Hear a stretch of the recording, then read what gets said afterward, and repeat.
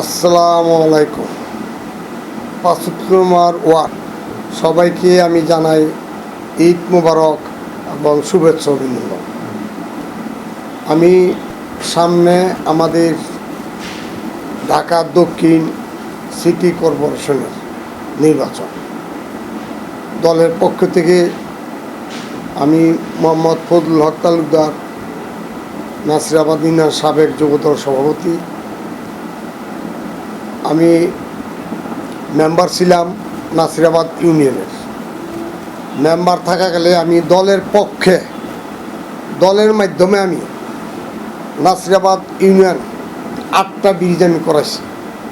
মাদারটেক হইতে তিরমুনি রাস্তা আমি করেছি দলের পক্ষে।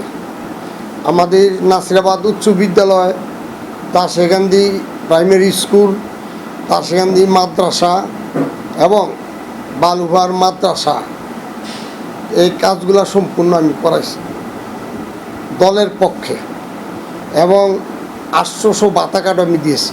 যদি 75 ওয়ার্ড ভাই বোনেরা আপনারা যদি আমাকে কাউন্সিলর পদপ্রার্থী হিসাবে নিযুক্ত করেন, তাহলে ইনশাল্লাহ আমরা বিগত দিন যে উন্নয়ন করেছি, ইনশাল্লাহ আমরা যখন এই গত নির্বাচনে প্রতি জায়গায় আমরা গেছি, আমার প্রস্তুতি দিছে, তো আমিও বলছি যে ইনশাল্লাহ আমাদের দল যদি পাশ করে তাহলে আমরা করাবো। এখন আমাদের দল ক্ষমতায় আছে, আমি যদি এই পদটা গ্রহণ করতে পারি, 75 ওয়ার্ড যদি যারা আছে তারা যদি আমাকে, ভাই বোনেরা আপনারা যদি আমার ক্ষমতা দেন, তাহলে আমি এই এলাকার উন্নয়নও গেলি আর চাঁদাবাজ, সন্ত্রাস, মাদক প্রথম পদক্ষেপ বলে আমার এটা।